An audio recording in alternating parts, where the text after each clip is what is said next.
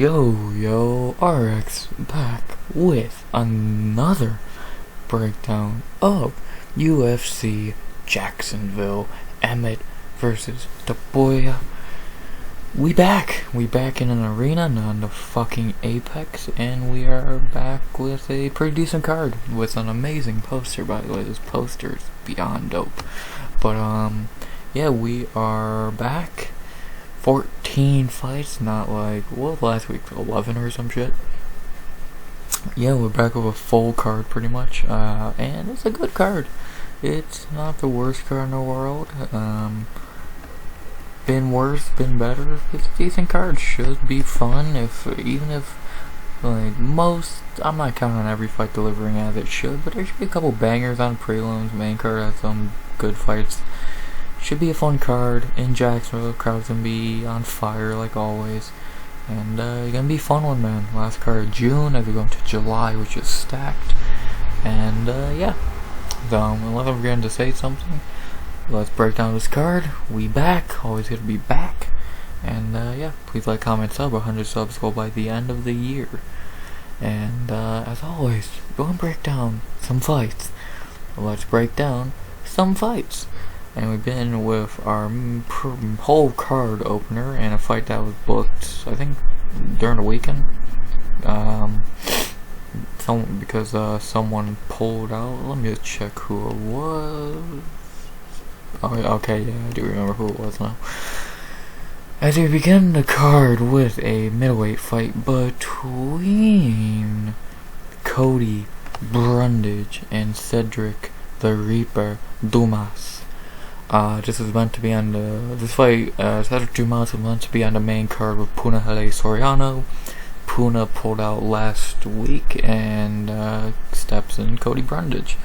So Brundage stepped in not long ago, I think, like during the weekend. So respect to Brundage. Yeah, let's talk about Cody Brundage.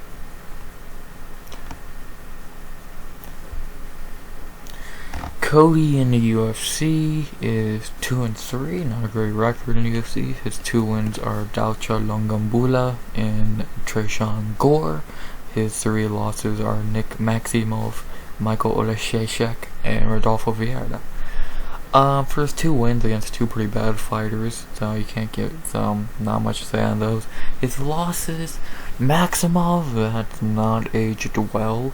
Oleszejczyk, fine. And Rodolfo, fight Brundage actually looked really good and almost got to finish. So, and that was only 2 months ago. So respect to Brundage for coming back so quick after a loss, no less. But it was a really good performance by Brundage. He almost finished Rodolfo twice.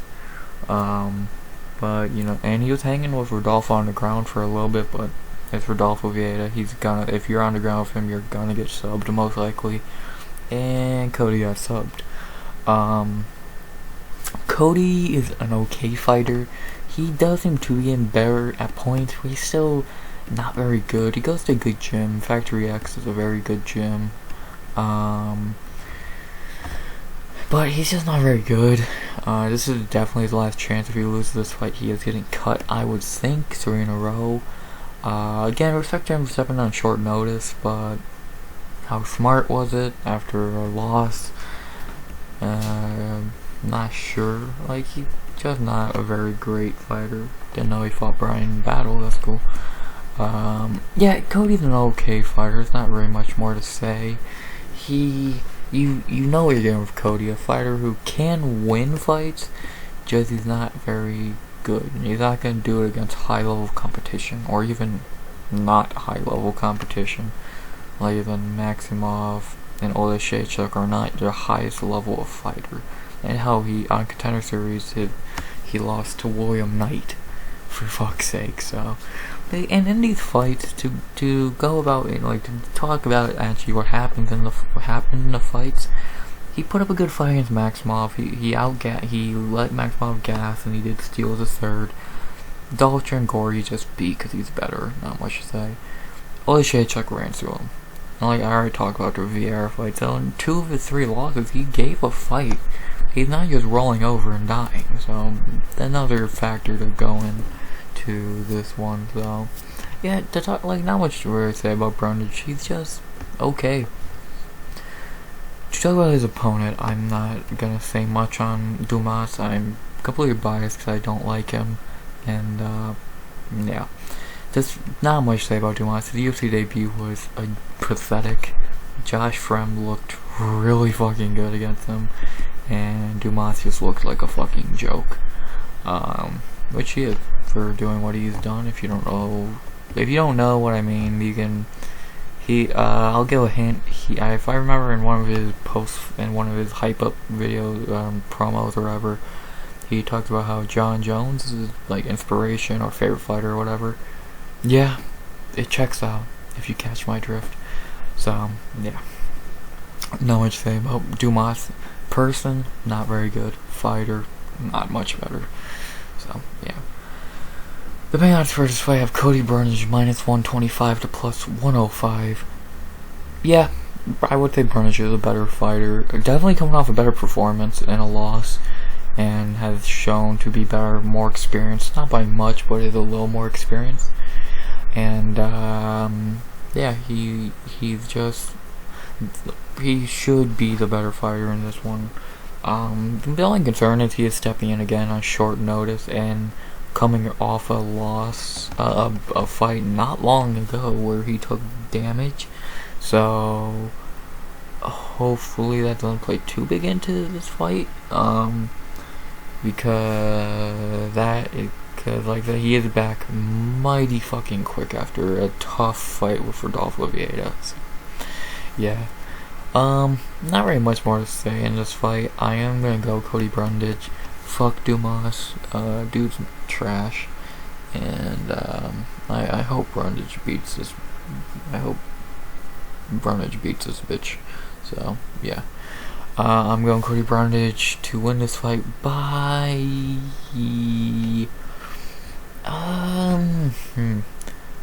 I want to say a decision. Alright, how many fights have Brundage actually won by decision? One. I'm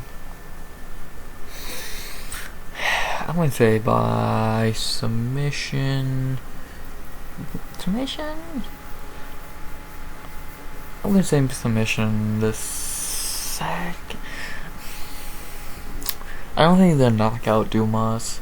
Maybe a TKO, but besides that, I doubt anything.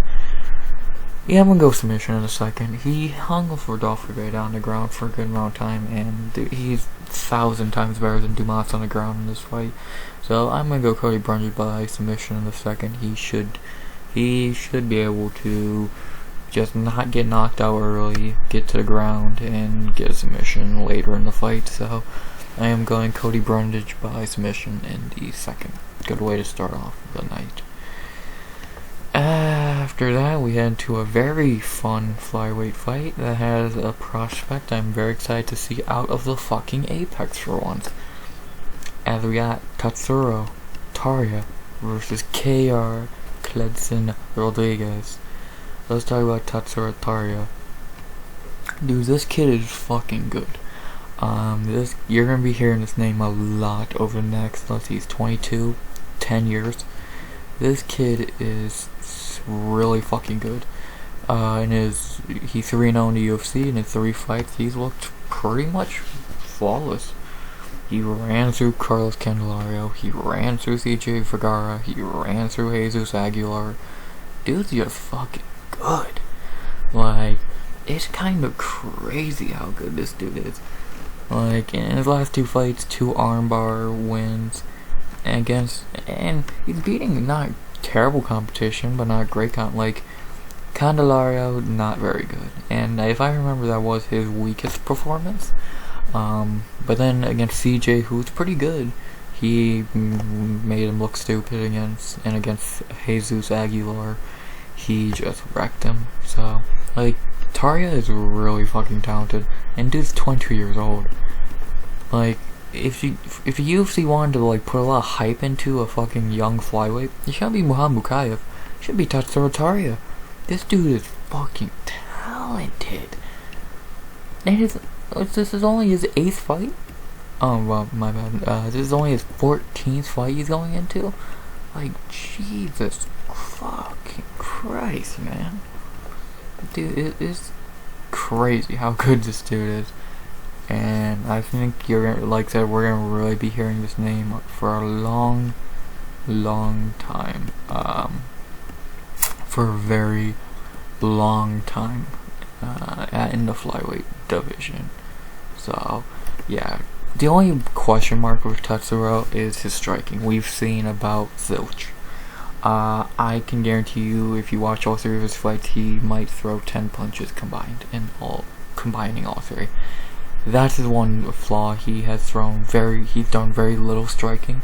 But if they can't stop your takedowns, why fucking strike and risk anything? So it is a concern to not really see any of his striking, but it's not a bad thing. And when we need to see it, we'll see it. Right now, we have not needed to see it, or not had to see it. And I don't think that changes much in this fight, but I could be wrong. So, not much to say about Tatsuro. The dude is really good. Dude, talk about his opponent, Kleydson Rodrigues. Kleidson's okay. He is 1-1 in the UFC, coming off Contender Series. In his UFC debut, he got beat by CJ Vergara. Interesting. And then he came back in his second fight in Australia and spoiled Shannon Ross's homecoming. In his debut, he looked very bad against CJ Vergara. He just got dominated as a huge favorite. Minus 360, which was not a good look. And then to come back, yeah, he did get a 60-second win, but Shannon Ross is shit. So yeah, I don't think, like, Kleidson's fine, but I still think this is just a waste of time for Tatsuro. Like, Tatsuro should be fighting a ranked guy by now. Like, if they're already rushing guys like Jake Hadley and Muhammad Mukayev, why not rush a dude who's better than both? And, well, he's better than Hadley. Hadley's a bitch. Tatsuro is better than... he might be better than Mukayev, and I'm very high on Mukayev. I think Tatsuro and Mukayev will be the top dogs of the division one day. Maybe they'll be the next Figgy Moreno for that division, because they're both looking like they're the future of it. But right now, one dude just looks better, and Tatsuro should begin to push up the rankings and all that, not Mukayev. But UFC is gonna UFC, and hopefully when Tatsuro wins this fight, he'll finally gain some goddamn respect from the UFC and get an actual fight. So, like, the only thing Tatsuro gotta worry about in this fight is getting dropped by Kleydson. But that's only the first couple minutes. Kleidson's gonna gas or later in the fight, second and third, and Tatsuro's probably gonna win. Well, no, he is gonna win. So, yeah. Not much really to say for this one. Topuria, a name you gotta learn, remember, and we're gonna hear of it for a long time. So, of course, I'm going Topuria to win this fight, and I'm gonna say, fuck.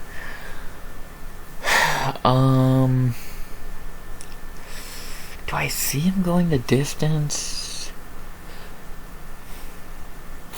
Not really.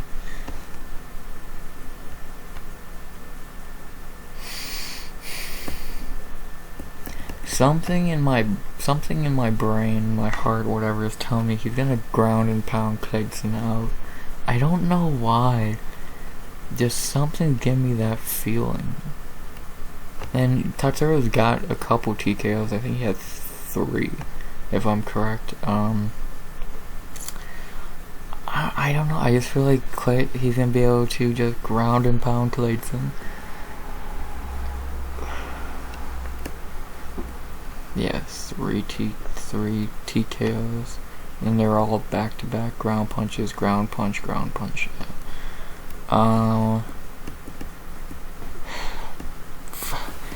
Fuck it. I'm gonna go with what my brain and heart say. I'm going Tatsuro by TKO in the second. I think Kleidson's gonna be really gassed by that point, and I think Taira's gonna lay on the fucking ground and pound and get a win. So I'm going Tatsuro Taira by TKO in the second. Is it gonna look stupid if I get it wrong? Yep. But if I get it right, I'm smart. So fuck you all. No. I'm going Tatsuro Taira by TKO in the second. Should be a very interesting fight, to say the least. So, yeah. After that, we head to our third fight of the night, and another decent prospect. Not nearly as good as Tatsuro Taira, but still very good prospect here. As we have Jamall, Pretty Boy Emmers versus Jack Far Jenkins. Good fight. Let's talk about Jamall Emmers. Jamall in the UFC, I believe, is 3-3. 2-2, my bad. So he is 2-2 in the UFC. His 2 wins against Kachero and Kushin Ashkabov. We'll talk about that fight in a second. And his 2 losses are Giga Chikadze and Pat Sabatini. For his 2 wins, Kachero, whatever, and then Ashkabov taking the O from a padded record can. Respect to Emmers, man, good shit. Did exactly what you should have done. This guy's a fucking joke, and respect to Emmers for showing that. And it was a great performance all around, so it's not like Ashkabov just sucked and Emmers won. Emmers was literally just way better and was just really good in that fight, so yeah, really good performance by Jamall Emmers. For his 2 losses, he had a good fight with Giga Chikadze. Can't get what he like for a UFC debut to get Giga Chikadze and fucking go to a split, no less. Like, and fuck, he's booked. They even tried to free him to bigger wolves. Almost gave him Montor Evlaev. But yeah, to have your UFC debut on short notice, I'm guessing, be Giga Chikadze, to have that fair at all, and to still go to a split decision, good shit, man. Really good fucking shit. This famous bullshit where his fight got cancelled as Skelly was walking out. And then for his other loss against Pat Sabatini, yeah, he dropped Pat, but stupidly went to the ground with him and got subbed. Not the highest IQ fighter for Emmers, but whatever. You're at least you're losing to really talented guys. And most of it, like, look at a couple of losses. Thiago Moises, a lightweight. Julian Rosa, very good on Contender Series. Giga and Pat, his last 4 losses are against a really good competition. So, not like he's losing to Ashkabov or Kachero. So, yeah, Emmers is a fine fighter. Like, he's never gonna be ranked, he's never gonna win a belt. But he'll win some, he'll lose some. He might stay around for a couple more years. But I'm not really seeing much in his future outside of wins, losses. That's that. He's not a bad fighter by any means. Definitely better than some featherweights I can even think of off the top of my head. But overall, Jamall's good. Like, but I don't know. He's fine. He's just a fine fighter. For his opponent, Jack Jenkins. Jack is 1-0 in the UFC, coming off the Contender Series, where he had a very underwhelming debut against Don Shanis. After he had an amazing Contender Series fight, he comes and has a pretty bad, I would say, Contender Series debut against Don Shanis in Australia. Yeah, not a very good performance by Jack. Like, of course, he easily won. But still, he should have easily finished Don. Like, they gave him a layup for his debut, and he did not do too good. He should have. Like, I'll give him benefit of the doubt. Debut in Australia early on the card.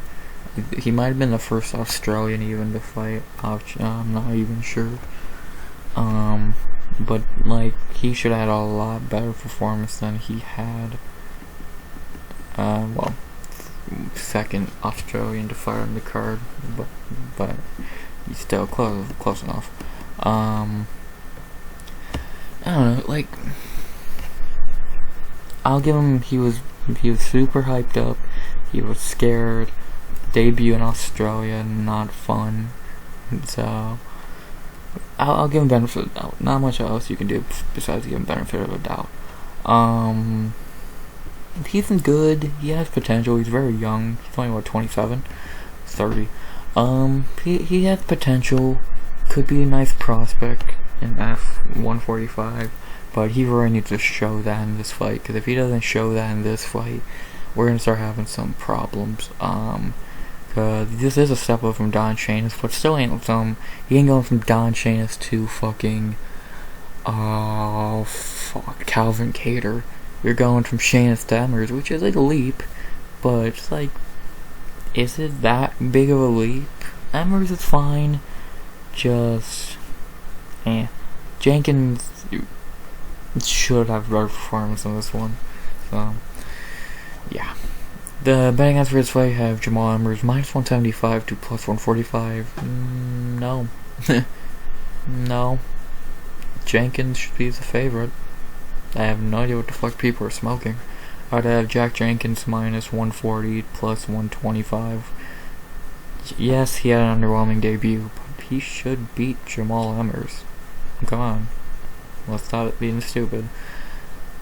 Like, Emmers, yes, he knocked off a prospect with a shiny record, but people are really overhyping him for beating a padded record can.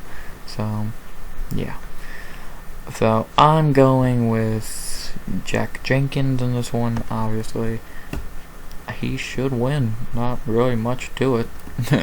I really don't think it's rocket science. He should win this fight. So, yeah, I am going to go Jack Jenkins to win this fight. How? Fuck.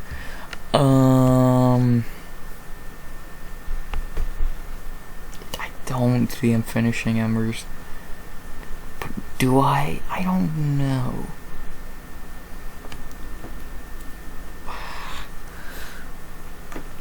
I'm going to go with Jack Jenkins by decision. I think it will be a close fight, maybe in a split, but I think Jenkins will edge out the fight and get the W here. So I'm going to go Jack Jenkins by decision. Gonna be a tough fight, but I think Jenkins should be able to win this one. So, yeah, not much more to say in that regard. After that, another debuting fighter. Well, actually, my bad. Our first debuting fighter of 3 on this card. As we got Trevor Peak versus Chepe Machine Gun Mariscal. Interesting name. Let's talk about Trevor Peak.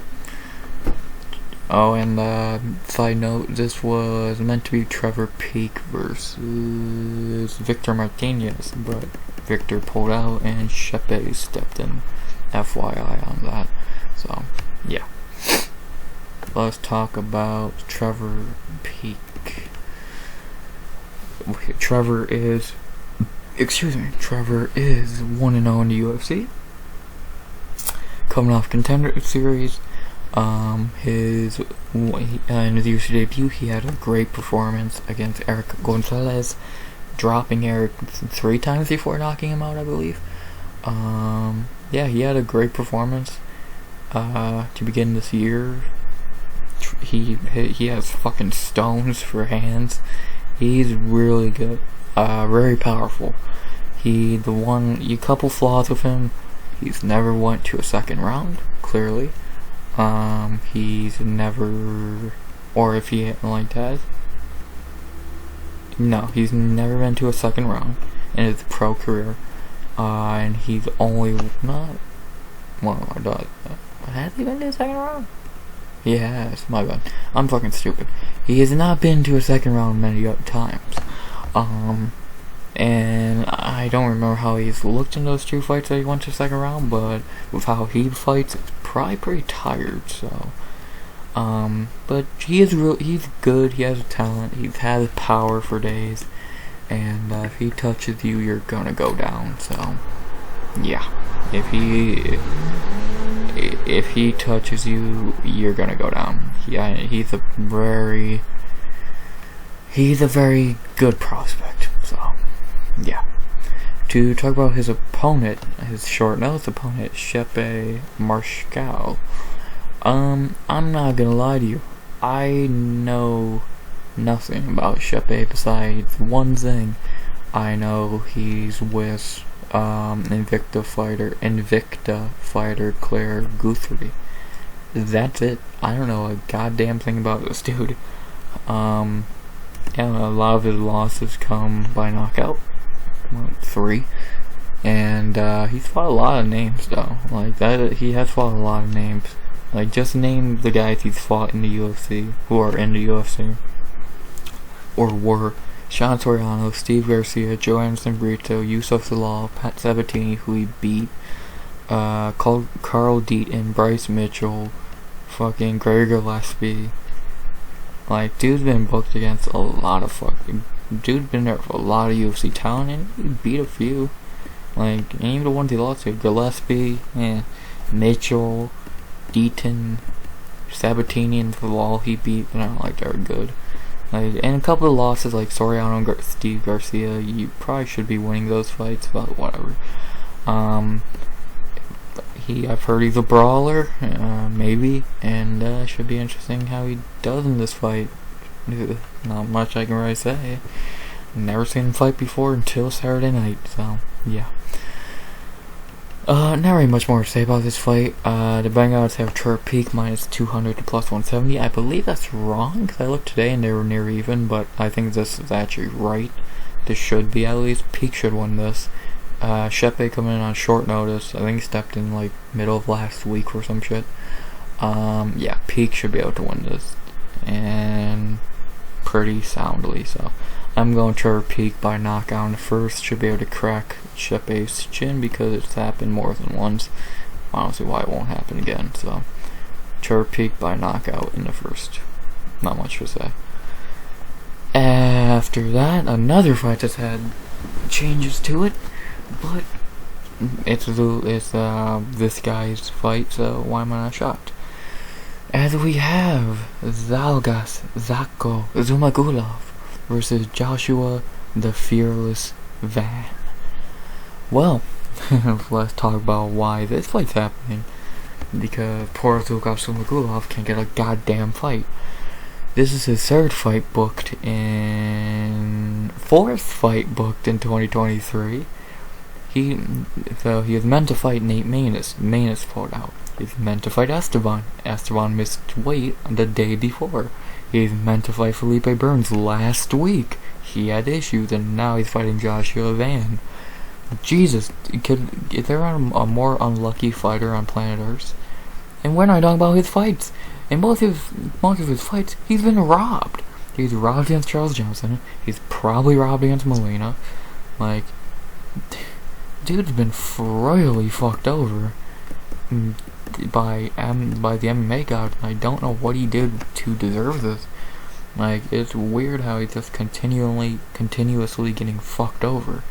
So I feel bad for you, dude. I really do. So, but let's actually talk about how he has done the UFC. He's really 3-3. His wins are Jerome Rivera, Jeff Molina, maybe, and Charles Johnson. His 3 losses are Raulian Paiva, Amir Albazi, and Manel Kape. For who he's beat, he beat 2 guys he should beat, and Molina's good, so that's a nice, shocking win. And for his 3 losses, Albazi and Kape, some of the best flyweights in the world, and Paiva can't really get too mad at. Though he's losing to pretty decent guys, and he's beating guys he should be beating. And if you look outside of UFC, he's on a crazy 3-fight winning streak.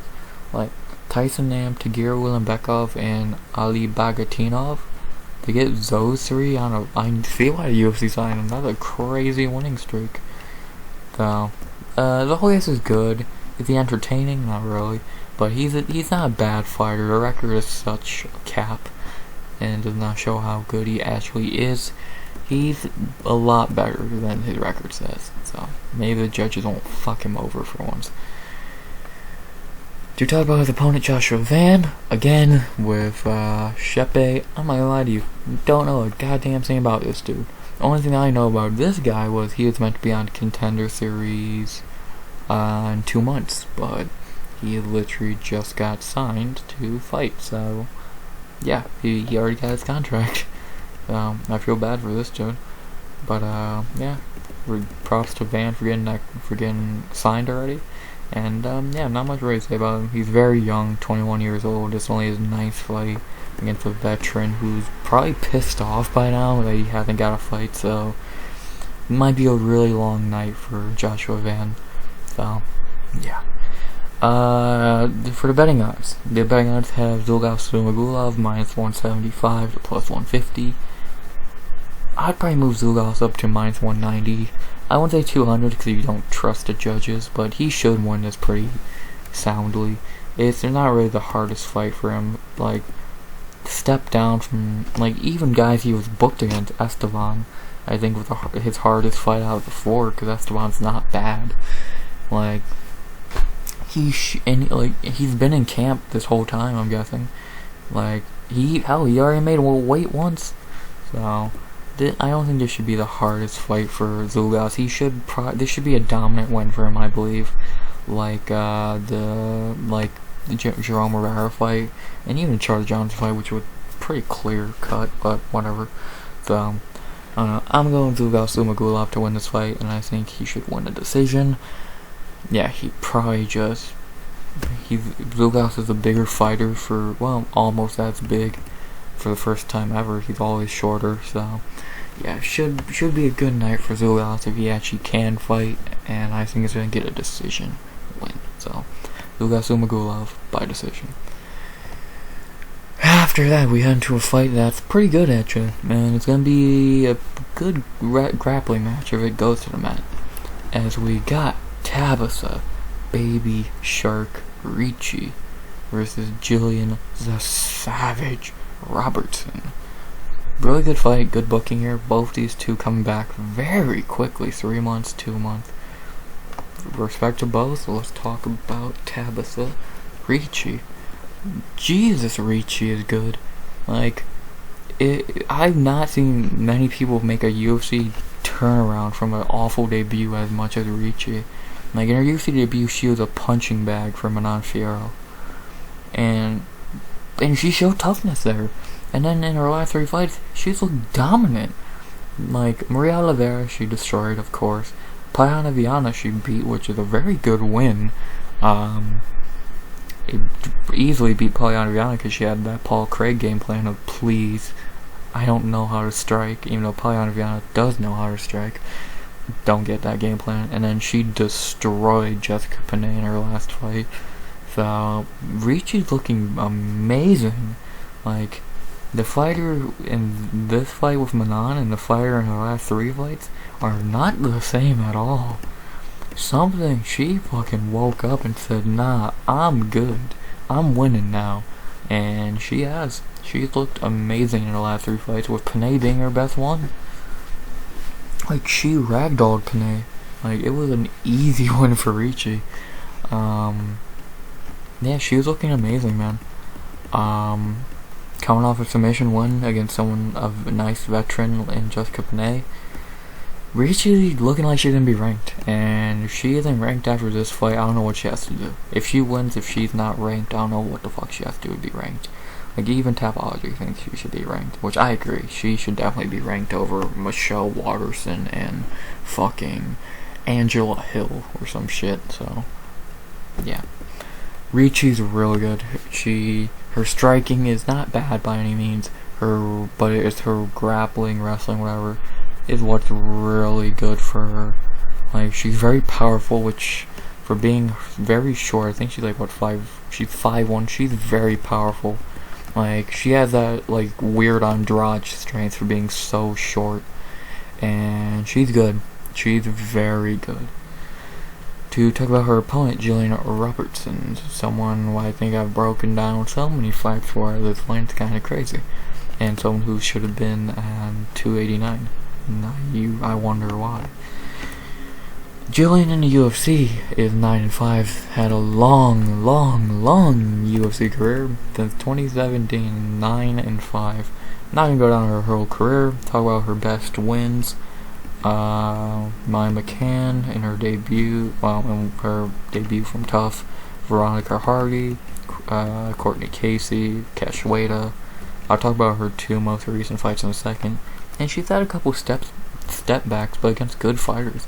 Like Bueno Silva, someone who's really good. Macy Barber, and it happens. Getting finished is kind of an L though. Talia Santos, come on. Miranda Maverick, very good fighter. And JJ Aldridge, very underrated fighter. But she finally has a winning streak going for her. Is this the first time she's ever had a first time in a long time she's had a winning streak? And I think her current winning streak's a lot better than these two. Like in her back-to-back fights, beating Maria Agapova and Piera Rodrigues. Agapova, not very much to say there. Agapova's not very good. The Piera fight is very impressive. She destroyed Piera. I still don't think Piera tapped, but whatever. Gillian took Piera's O with fucking force, dog. Like, Piera had nothing for Gillian. Even on the feet, she had nothing for Gillian, which is weird. I'll talk about Gillian striking in a second. But, yeah, dude, maybe one of the best performances of her career. Like, she looked phenomenal against Piera. And I thought she was a lot older than she was. She was 28. Coming off being on Jerry, she's in a nice stride in her career right now, and I think the winner of this has to be ranked. Like, if Ricci wins, that's 4 in a row. If Robertson wins, that's 3 in a row, and a good 3 in a row. Like, whoever wins has to be ranked after this, and it's kind of a crime one of them, if not both of them, are not already ranked. So, yeah. To talk about how the fight's gonna go. If it's on the feet, Ricci's way better. Gillian has no fucking striking. So on the feet, it's Ricci all day. If it's on the ground, Gillian has submissions and all that, but Ricci, I think, is stronger. So I think that's gonna be where it's gonna be interesting. And off their back, Robertson is better off her back, but I think Ricci, like I said, is more powerful. So it's a very interesting fight. We all know grappler becomes a striking match, but Gillian, I don't think is gonna allow that because she's not gonna win it. Like, Ricci is a way better striker, and not even Ricci's some great striker. She's just a better striker. So yeah. The betting odds for this fight have Ricci minus 125 to plus 100. I move Ricci up a little bit to maybe a minus 140. Better. The main reason, her better striking. If it does become a striking match, she's gonna win it, and she does have, I think, the strength advantage. Maybe I'm wrong, but I think she does have the strength advantage. So, yeah, Ricci, I think should be a little bit bigger of a favorite, and I do think Ricci should win this fight. I am going Tabatha Ricci to win this fight. Yeah, I think Ricci's a better fighter. Better in her last couple fights, especially after a dominating performance against Panay. Better on the feet, better, more stronger, etc., etc. I do think Ricci should and will win this fight. I'm going Tabatha Ricci by decision. Should be a good fight. Gonna be a very interesting fight. So, yeah. After that, a fight I have no fucking idea where I'm going with, but we'll figure it out. I've got Mateusz Rębecki versus Loik Tajik Tank Radzhabov. Tajik Tank, man. Tajik, whatever. Interesting booking. Let's talk about Mateusz Rębecki. Yeah. Mateusz in the UFC is 1-0, coming off Contender Series, yada yada yada. In his UFC debut against Nick Fiore to begin the year, he did not look very good. A very underwhelming performance against Nick. Shoulda, a lot like Jack Jenkins, Don Shainis, but I would say Mateusz had an even worse performance. Dude was minus 800, and he should have easily finished Nick, and didn't. And actually, Nick put up a pretty good fight. Like, Nick had got nowhere near winning, but Nick put up a decent fight, and not a very good look for Mateusz. Very questionable look too. And if I remember correctly, coming up on the night of the Contender Series, I thought he shouldn't have been signed. He really did not impress me too much. I'm just not really been too impressed with Mateusz. Like, I don't know. I'm not very impressed with him. Maybe this is a fight he shuts me up, but I'm waiting, man. I'm gonna be waiting because I want to see it, man. Shut me up. Because right now, after a disappointing fight against fucking Nick Fior,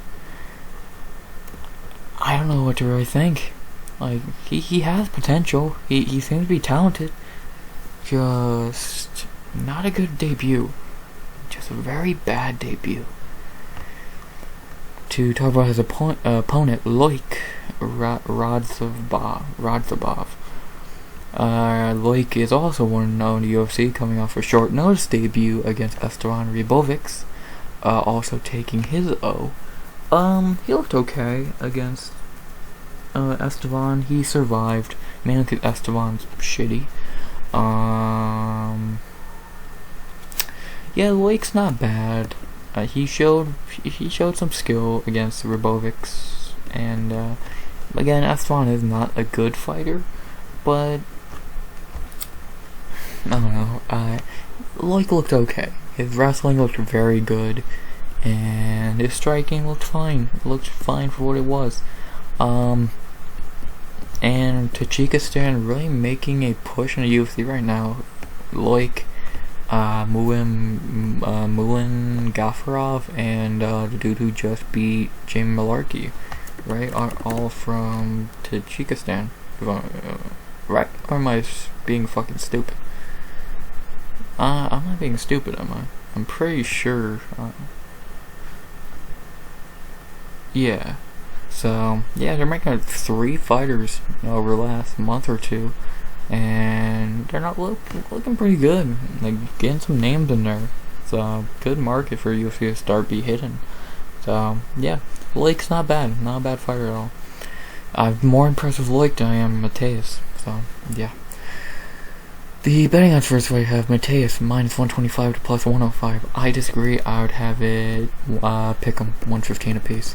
Mateusz has not impressed me. Loik impressed me more, but I think against. I think Nick Fior is better than Esteban Ribovics. So one impressed me more, but against weaker competition. It's a weird fight to break down. It's a very hard fight to break down. It's one of the harder fights on the card. I would say, if not maybe, yeah, I would say it's one of probably the top 2 or 3 hardest fights on the card. Yeah, very difficult fight to predict, and that's why I think it should be a pick'em. And who am I going with in this fight? I am going with. I'm gonna go Loik. I think he can. I don't know why. I just have a feeling he can win this. He's taller, couple inches, reach advantage. I'm gonna go Loik. I think he can take this one upset, and I'm gonna go Loik to win this. Am I confident? Fuck no. But I just have a feeling, so I'm gonna go Loik Radzhabov by decision. Let's see how that either looks really good by the end of the night or really stupid. So, yeah. Loik by decision. After that, we go into our co-main of the prelims, as we have Randy Rude Boy Brown versus Wellington Turman. Let's talk about Randy Brown.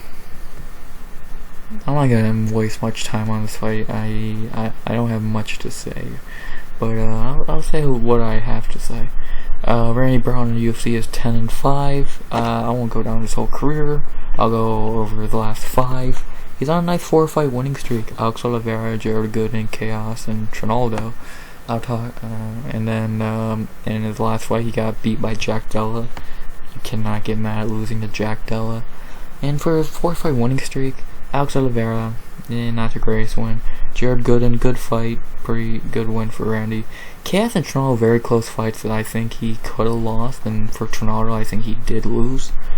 But Randy is good, very tall for welterweight, 6'3", very just lengthy, very lengthy fighter. He's had ups and downs in his career. Like, he's beat good guys like Brian Barberena, but he's never been able to beat that top guy like a Luque or a Della or Jack Della. So Randy's good, very good unranked fighter, but never gonna be ranked or anything much more than that in the UFC. To talk about his opponent, Wellington Turman, not gonna waste much time on Turman. I think he's fucking awful. I think dude fucking sucks. In the UFC, he's 3-4. His 3 wins: Marcus Perez, Sam Alvey, I'll talk about that in a second, and Misha Serkinov. His 4 losses: Carl Robertson, Andrew Sanchez, Bruno Silva, and Andre Petrosky. Talk about his losses first, because I got a little more to say about his 1 win. He's losing to very underwhelming competition like Robertson and Sanchez. Bruno and Petrosky, both very good fighters. You're not mad at that, but getting knocked out bad by Sanchez, no less, it's like, ugh. And to talk about his 1 really weird win, Sam Alvey in a split. He probably lost his fight, A, and B, he had a close fight with Sam Alvey in 2021. Dude, Turman is shit, and Alvey probably should have won this fight. So, yeah, look at this shit. This is how shitty fucking Wellington Turman is. So, yeah, Wellington Turman's a fucking can. So, yeah. The betting odds for this fight have Randy Brown -250 to +205. I'd move Randy up to -500. He should win this easily. Plus, Turman is moving down from middleweight to welterweight. I thought Turman was big for middleweight, so I'm interested to see how he looks at welterweight. But besides that, I am going Randy Brown. This one, he should win this shit so easily, it's sickening. So, yeah, and Randy Brown is my lock of the night. Turman's just shit. Like, I've never, ever been impressed with Turman, so, yeah. Not much to say. Yeah. How do I think fucking Randy Brown's gonna win?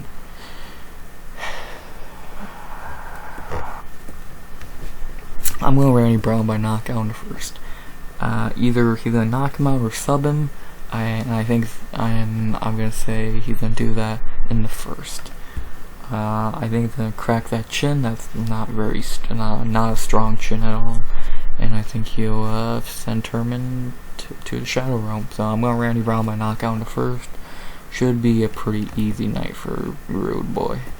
So yeah, Randy Brown by knockout in the first, lock of the night. And to end the prelims on another welterweight bout, and a really good one that shockingly on the main card, but a very good fight here, as we got Neo Haitian Sensation Magny versus the Fresh Prince Philip Rowe. Very interesting fight here. Does the booking make any sense? Fuck no, but whatever. It's UFC.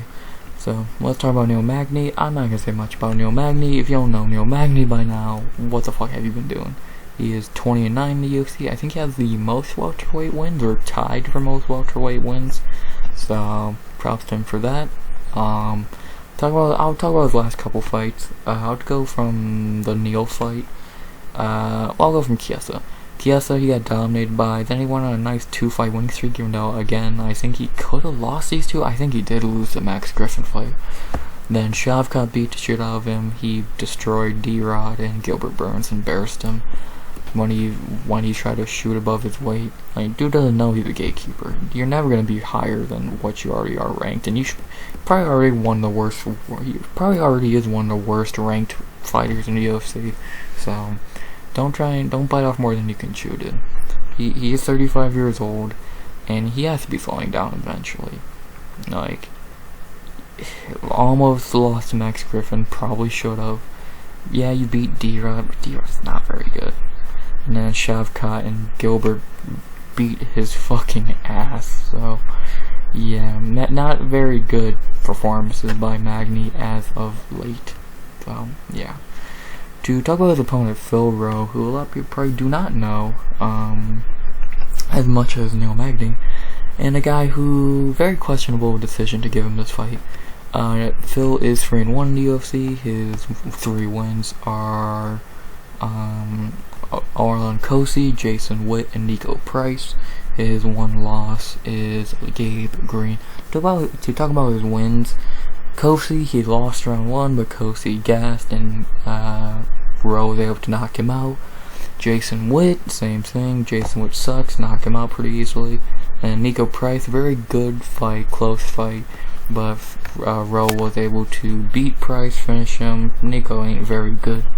And yeah, good win for Phil Rowe. Nice 3-fight winning streak, even if it's not against great competition. Still, 3 wins are 3 wins. And now he's in a ranking. Are they keep pushing him too quickly? Probably. I think you could have done a lot better fights. If you wanted to give Neil Magny, if you wanted to give someone Neil Magny, I think you could have done Michael Morales, Kevin Lee, Renat Sharaknikov, Ian Gary, even. You could have gave a lot of fights to Magny. That makes a lot more sense for him than this. And I think Rowe is a pushover, has no chance of anything, but it's just kind of stupid booking. And then talk about his 1 loss against Gabe Green. It was his debut. He didn't look very good. Not much to say. Rowe's good striking, can grapple. He's a decent fighter. Is he a ranked fighter? I don't know, but you could say that about Neil Magny. Neil Magny ain't very good, for being honest, so, yeah. The betting odds for this fight have Neil Magny minus 150 to plus 120. I understand it, and I would agree. I do agree with it, and I see where they are coming from, so, yeah. One interesting thing about this fight, this is the first time Magny's actually gonna have someone his size fighting him. Mostly every Magny fight, he's taller or lengthier, but Rowe is his exact height and reach. The only other guy I could think of off the top of my head who might be that same size as Magny is Shavkat, and I don't even think Shavkat is, or he might be. No, even Shavkat is shorter, so I'm trying to think, anyone else ever match Magny height-wise? I don't think so. Because there are not many tall welterweights like Magny. And now I'm trying to see, are there any other ones? Maybe I'm going over someone, but I'm pretty sure he hasn't really met any heavyweight welterweights his size. So that's very interesting. So that could be a big factor for either guy, because Rowe is also very familiar with being the taller, lengthier guy. So it's gonna be very interesting to see how this plays out. So yeah. Who am I going with in this fight? Fuck. God damn it.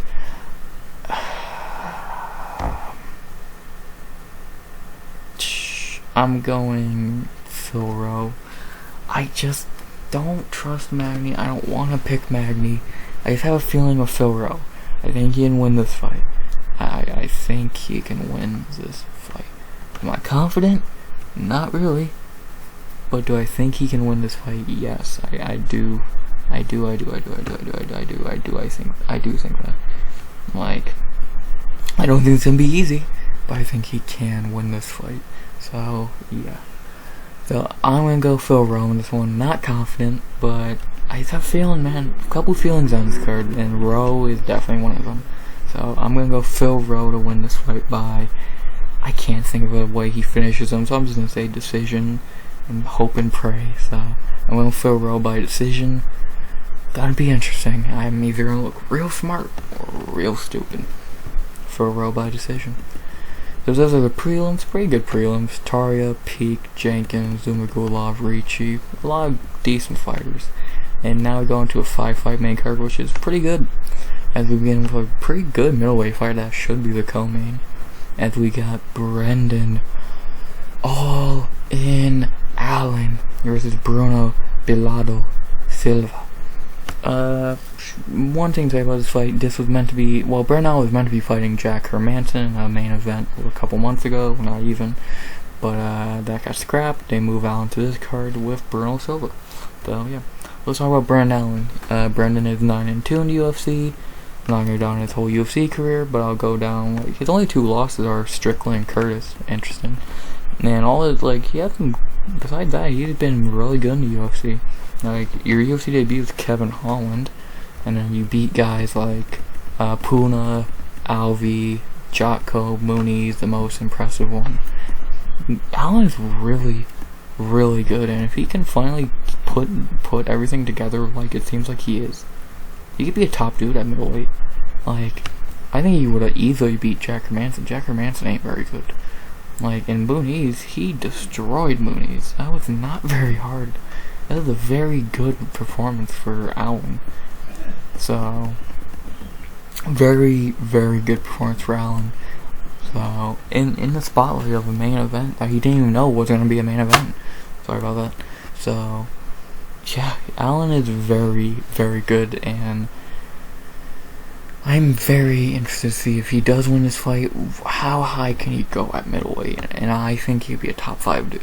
I think he's very, very talented, so, yeah.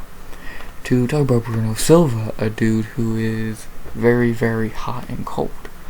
In the UFC, Bruno is 4-2, his 4 wins, Wellington Turman, Andrew Sanchez, Jordan Wright, and Brett Tavares. His 2 losses are Alex Pieta and Gerald Mearshart. To talk about his wins, there's not much to say. Turman, shitty. Sanchez, shitty. Wright, shitty. Tavares, a lot of people thought he was going to lose. He says nope and gets the win.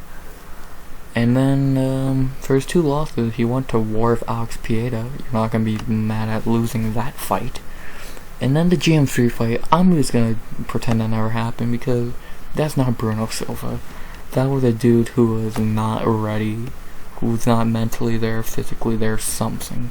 Because, dude, that makes no sense how bad he looked. Because he's way, way, way better than shitty GM3, so, yeah.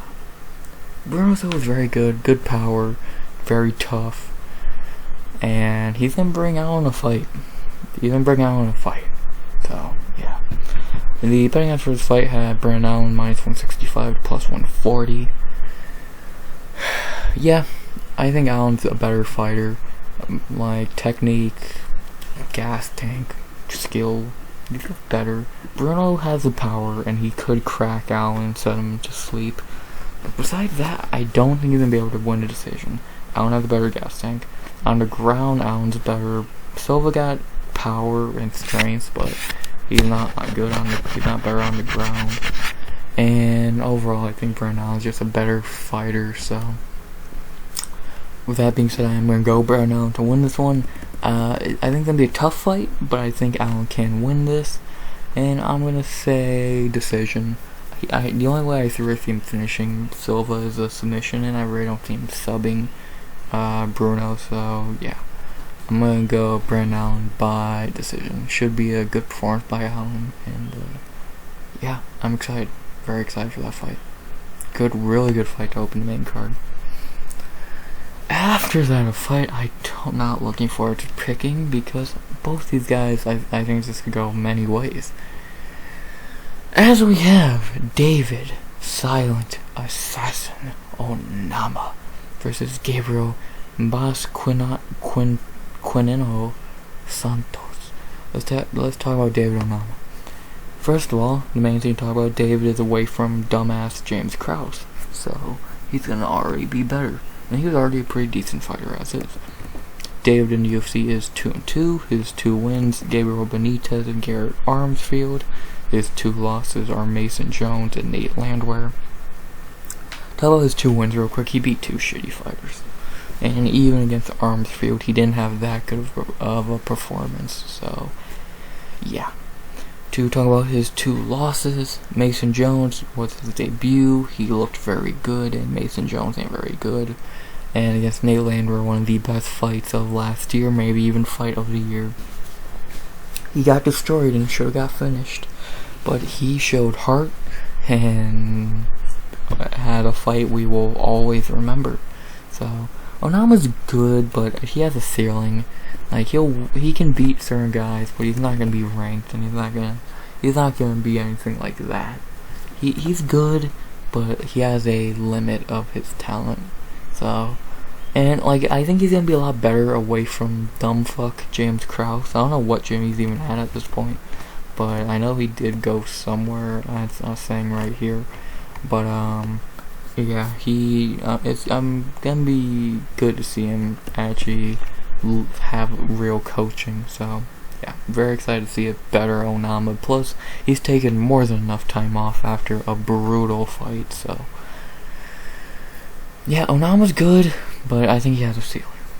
To talk about his opponent, Gabriel Santos, a dude who shocked a lot of people in his UFC debut. In the UFC, he is 0-1, stepping in on short notice against Lerone Murphy in a fight he won. I don't care. I think he won this fight.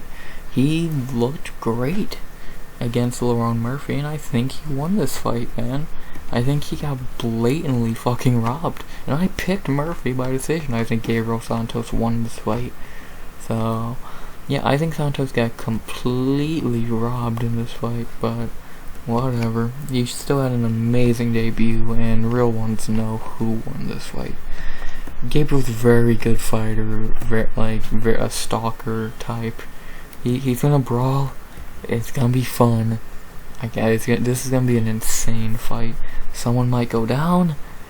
It might be another crazy war. I don't know, but I am excited to see what's gonna fucking happen. So, I'm excited. To talk about the betting odds for this fight, Gabriel Santos minus 240 to plus 190. I would move Santos down to maybe I'd say minus 190 to plus 170. Gabriel should be the favorite. He does seem to be the better fighter. Because let's be honest, how would Onama really do against Lerone Murphy? Probably not as good. But I don't think he should be at 200. I think that's a little insane. But yeah, I do agree with those betting odds, and I do think Gabriel Santos will win this fight. He should be the better fighter again. Hopefully he doesn't get robbed again. And this is a step down from Murphy, I think. So yeah, it should be a fun fight, but I think Santos will win this fight. And I am gonna go Gabriel Santos by decision. So, Onama's a dog, but Santos should win this. A pretty fun fight that easily could be fight of the night. So I am going Gabriel Santos. Excuse me, fuck. Gabriel Santos by decision. After that, we head into our third fight of the main card, our featured bout, which should be quick. Should not go very long. As we got Justin Bad Man Tafa versus Austin Lane. It should be interesting. Let's talk about Justin Tafa. We know we're getting with Justin Tafa by this point. There's no fucking mystery what we're gonna get with Tafa.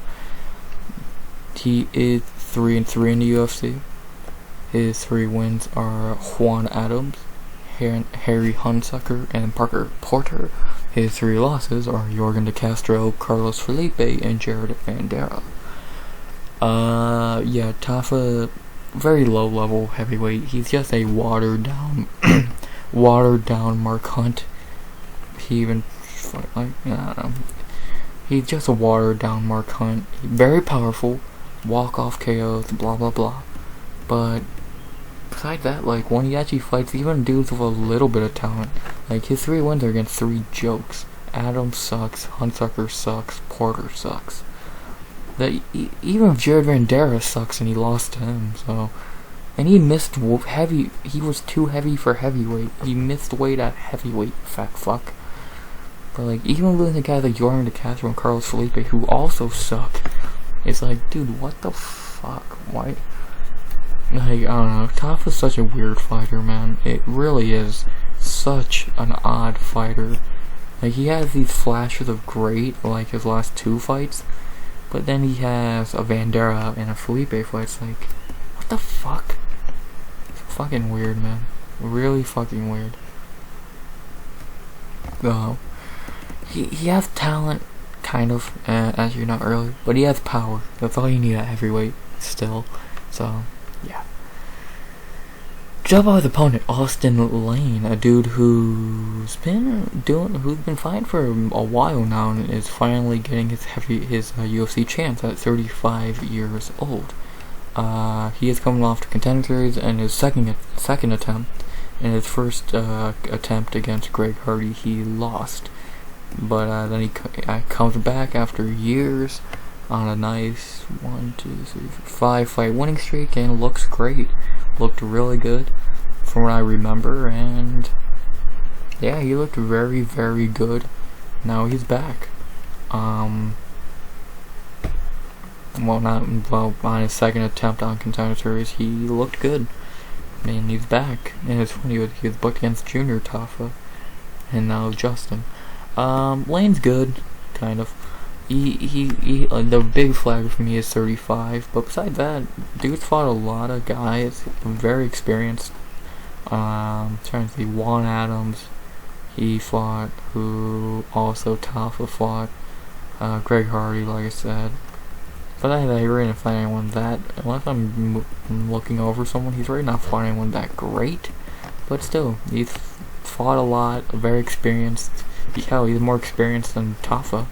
And another big factor is this is a home game for him in Jacksonville, where he trains out of, and he played for the Jacksonville Jaguars. So that's very fucking cool. Happy he's getting his debut here. Should be very interesting to see how this goes. Yeah. This is gonna be a very interesting fight. I don't think this is gonna go long by any means. I really don't see this fight going long at all. If it does go long, Austin Lane is gonna win. He probably has a better gas tank. He can wrestle. He's the better fighter overall. Just when you're fighting Justin Tafa, you gotta watch your chin, or he will punch it and knock you out. So, yeah.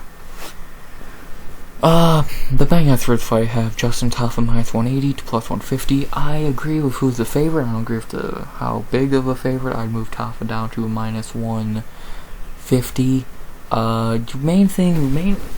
If we just look past the power of Tafa, then Lane should be the favorite. Lane's the better fighter. Like, he can do more. He's better on the ground and all that. He's the better fighter. But with Tafa, you always have to be scared of that power. Like, we've learned with guys like Derek Lewis, Tai Tuivasa, Mark Hunt even. At heavyweight, you don't have to be more skilled. You just have to have more power at times. And for Tafa, he definitely has more power in this fight. And could be very interesting to see how this goes. So, yeah. Who am I going with? Who am I going with in this fight? I'm going Austin Lane. At home, gonna be hyped up for finally getting his chance. I think he's gonna be able to not get hit and get the hometown win. Tafa ain't very good. Lane is more experienced and is coming into his UFC debut. And yeah, I think Lane could and will get the win here. So I'm going Austin Lane by knockout in the first. I'm feeling maybe like he hurts Tafa, takes him down, ground and pounds him. I don't think he knocks Tafa straight out, but you never know. So I'm gonna go Austin Lane by knockout in the first. Gonna be interesting. He is gonna have about 25 pound weight disadvantage, but he is taller. Reach could be a big factor. I'm going Lane by knockout in the first. Hometown W. Let's do it. Well, not me. I don't know if that's where he's from, but he lives there and all that. So yeah. After that, our co-main event of the evening, we have Amanda Ribas versus Macy. I'm not calling you the future. Barber. Let's talk about Amanda Ribas. Ribas coming off her, I would say, her best performance of her career against Araujo. She is 6-2 in the UFC. Her only two losses are Marina Rodrigues and Caitlin Chukagian, even though she won the Chukagian fight, so she's already 7-1. And man, she is coming off on a flawless performance against Araujo. What was it, 30-26? That was the best Reboss we've ever seen. Like, we've seen good performances by Reboss, the Van Zandt fight, the Jandiroba fight, but the one we saw against our Ujo was a killer. And that Reboss, like, it's weird that she is undersized for flyweight, but she looks better. She's looking better at flyweight. Like, and that's great to see. Reboss, great personality, and she's always shown talent. Like, that's the thing. He's like, in all her fights, beating Mackenzie Dern in her second UFC fight, subbing Van Zandt, not really saying much, but still. Marina, yeah, happens. Being able to win on the ground with Jandiroba, beating Shukagan, destroying her Ujo. Dude, Reboss is a dog, man. And she's only 29, and I'm not gonna say she's gonna make a run at flyweight, but she could easily be a top 10 fighter for a long time.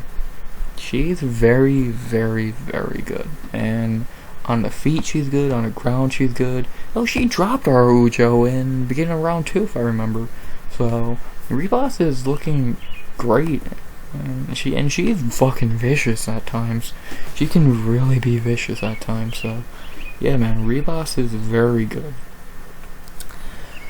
To talk about her opponent, Macy Barber. Macy in the UFC is 7-2, really should be 5-4. I say that for a couple reasons. She should have lost she did lose the Maverick fight. She did lose against Andrea Lee.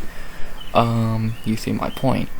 I'm gonna keep this short and sweet. Barber's not good, and my only worry with this fight is the judges robbing Reboss.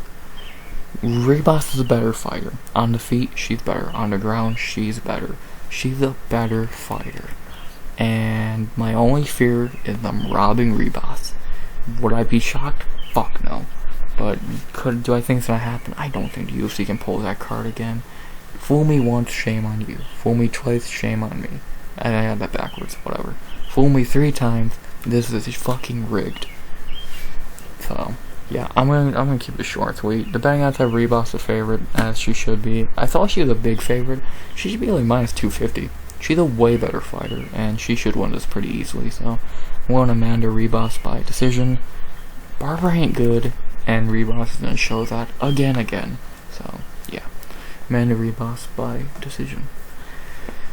And now, for the main event of the evening.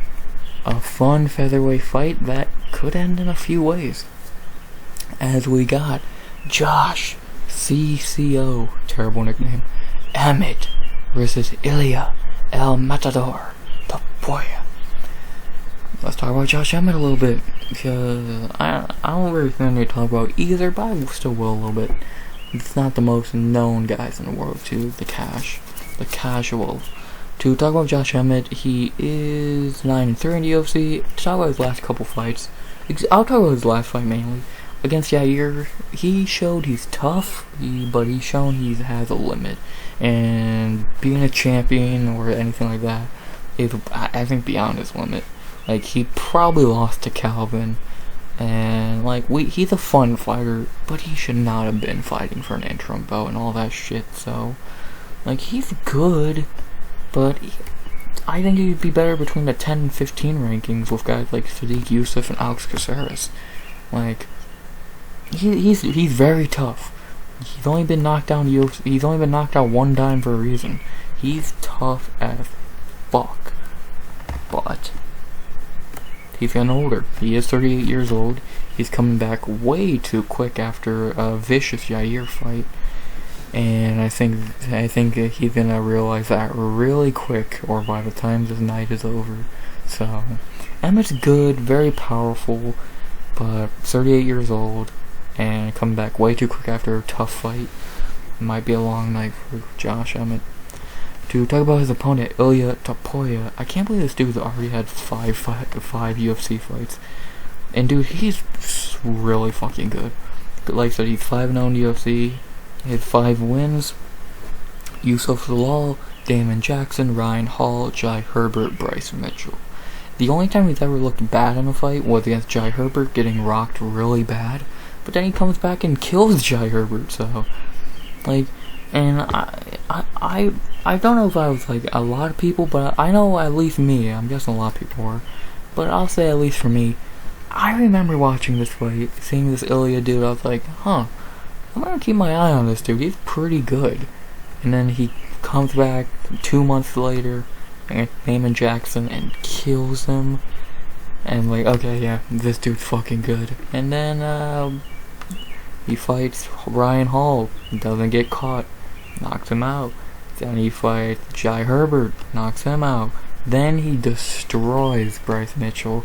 Like, when I say he destroyed Bryce Mitchell, dude, he made Mitchell look fucking terrible. Like, this was not a fight. He fucking destroyed Bryce. And it's not even funny how bad he destroyed Bryce. Like, he made Bryce look like a joke. So, the one problem with everything, with all this though, this dude can't fucking fight consistently. Like, he fought twice within 2 months, and then not for almost a year, then for a long time, and then another long time, and then another long time. Like, if this dude doesn't fight consistently, dude, like, Jesus, man, you gotta fucking fight. Like, Ilya's very fucking talented, 26 years old, powerful as shit, great wrestler. He's a problem for this division. Like, and I think he could give a lot of people problems. I've seen a lot of people talking about him and Volk. Oh, slow your fucking roll. If Volk destroys Ilya, because he's Volkanovski. Ilya's good. He ain't Volkanovski, so calm the fuck down. But Ilya could easily be a top 5 dude for next 5-6 years, so yeah. So, not much more to say. Ilya is stupid good. The betting odds for this fight have Ilya Topuria minus 335 to plus 250. I agree. Ilya should be a big favorite. He should win this one. The only worry I have in this fight is Emmett catches Ilya with a crazy shot like he did Michael Johnson, Ricardo Lamas, whatever. Besides that, Ilya should easily win this fight. Better gas tank, better striking, better wrestling, better durability, probably. Just better everything. Like, gas tank, if I remember, Ilya's gas looked fine. So, in the fights that did go deep, so that is something to try and remember, but yeah, not very much more to say on that part. So, yeah. Yeah, of course I'm going Ilya Topuria to win this fight. Could Emmett land that one punch that shocks everyone on planet Earth? Oh yeah. But is he going to? No. So, let's not.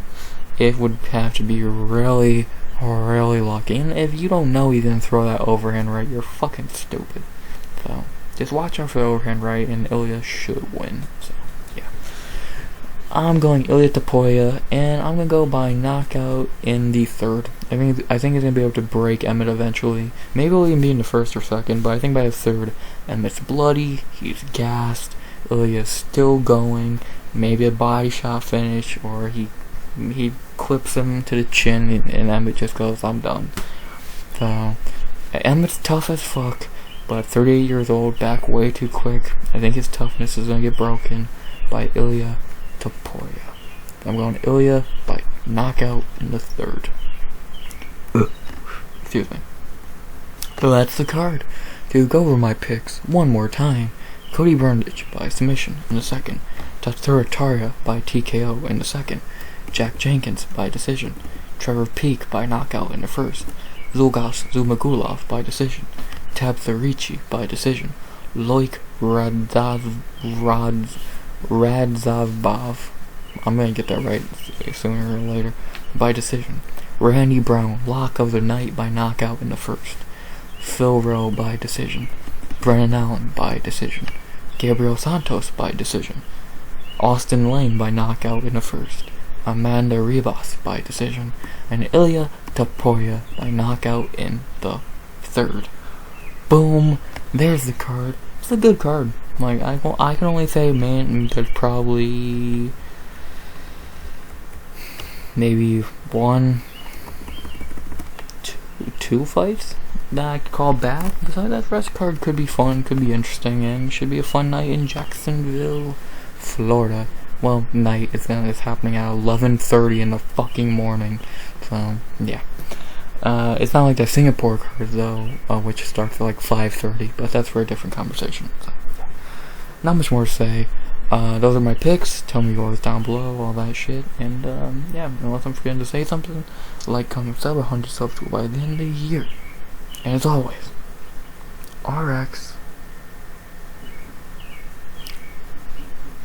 You'll hear from me for a recap Sunday, 1 PM EST. Forgot to say that. And as always, RX.